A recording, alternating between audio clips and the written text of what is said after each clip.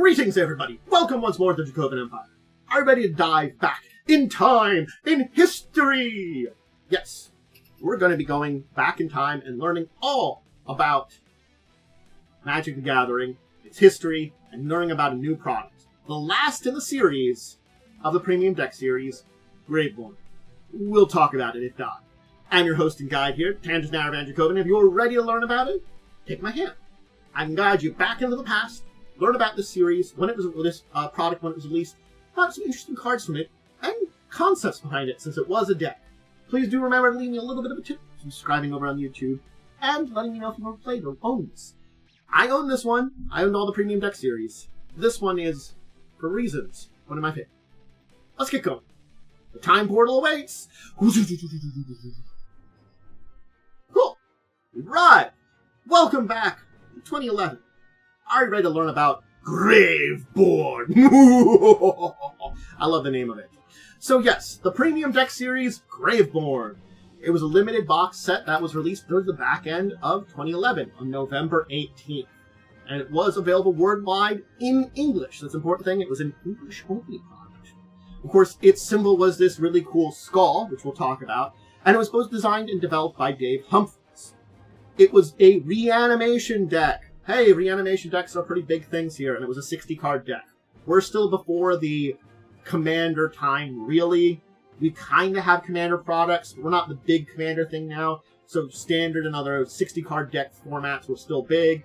There's where we're at. So we haven't gone down.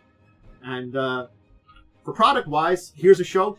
I love the Spin Down. The Spin Down is one of my favorite ones here. It's got the skull symbol. So it was the all-foil 60-card deck, foil deck box. Kind of see the shine on there. And the Spin Down, all for $35.99. A pretty decent price overall for a foil card deck. There's a picture of the box that it was in. And so, here's the thing. By the time of July 2012, it was confirmed that this was the last of the premium deck series. So that was post this release. The series had been canceled, and Graveborn was the last set. Basically, Graveborn didn't perform well enough to continue it going. There had been great content in the premium deck series, it just hadn't had popularity. Like the Sliver deck was big, but the Fire and Lightning, kind of misstep, and Graveborn, I think, was kind of a bring back towards the interesting directions, but just wasn't enough. You know, we had one really big hit with the Sliver one, and then one fumble and one kind of mediocre, and Wizards was just not willing to keep going on with this. Unfortunately. Now, 3 cards had new art on them, starting with Animate Dead. And this art would appear otherwise. Animate Dead, a classic card from Unlimited, where it gets a creature back from your graveyard, and, you know, you enchant a creature card from your graveyard, and if Animate Dead leaves it, it goes back into the graveyard, and it gets -1/-0. A classic, indeed. Another one with new art was Cabal Therapy, where you name a non-land card and target player reveals his hand and discards all cards with that name. Flashback, sacrifice a creature. You use it on yourself. You name a card you have in your hand, and you get it in your own graveyard. We'll talk about it. And of course, the other big thing was Croesus the Purger, which is one of the dragons from Invasion. Which I really love the Croesus art here. It's kind of evil looking, and it's a much better art than the original Croesus art. What deals combat damage to a player? You pay 2 and a black. You choose a color that you reveal their hand, discard all cards of that color. So pretty neat cards there with new art. Some other cards in this set that were pretty big ones were Avatar of Woe, where if there's a lot of creature cards in your graveyard, it's a 2 mana to cost, and it's a fear, tap, destroy target creature, can't be regenerated for 6/5. I mean, again, it's a late game thing, but getting it cheap is pretty good. Interestingly enough, in a deck with no white mana, Blazing Archon. Here's where the deck kind of comes into view. There are a bunch of creatures that were not black in this deck. Why? Because you're getting them back from your graveyard. Blazing Archon here, a 5/6 flying creatures can attack you? That can be pretty powerful. Faceless Butcher. Now I'm talking about this one because it's interesting because exile target creature other than it when it enters the battlefield. Basically, it's a creature version of an Oblivion Ring. You exile something while it's there, and when it comes back into play, it comes back. Granted, you can sacrifice creatures in this deck, and maybe you want to bring this out, exile your own creature, have it come back into play for a come back into play effect. Maybe. Our blue creature in this set that has no blue mana, Inkwell Leviathan, a Island Walk Trample Shroud. The Trample Shroud's a big part of it for a 7/11. Sphinx of the Steel Wind. Hey, now it's blue-white and still black. A flying first strike vigilance, lifelink, protection from green and red. Yep. Terastodon. When it enters the battlefield, destroy up to 3 non-creature permanents, and the person gets an elephant for them. Hey, that could be 3 lands I get rid of for my opponents. And then Verdant Force, which gives me saplings.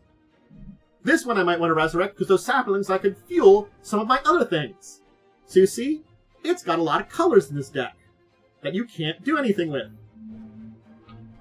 But you want stuff in your graveyard. So perhaps Zombie Infestation, where I discard 2 cards to get a zombie token in the battlefield.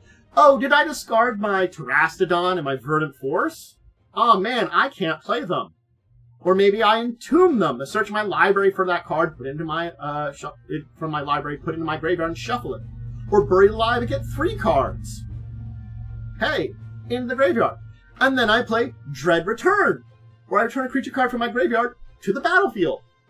And oh hey, that Verdant Force is creating some saplings. I sacrifice them to flash back, Dread Return, and get back the other guy. Exhume, another one that gets... Each player puts a creature card from his or her graveyard in the battlefield. Hey, you get that 1/1 that I killed off. I get my 7/7. Or Reanimate, where you can steal an opponent's one if it really they discard or have something great going there. Or get one of your own. It's a Reanimate deck. But there you go. That's the basics of this deck. Pretty simple, pretty easy. It's a pretty neat idea for a Reanimate deck. The set of cards that they have for it that are the rares are actually pretty decent selection. I feel like it was a pretty good one of creatures that they had that you weren't going to play. You were going to play them from your graveyard. And had a wide variety of them. And it's a fascinating deck. I think that's the thing about it. It's a very neat deck with a lot of really cool ideas.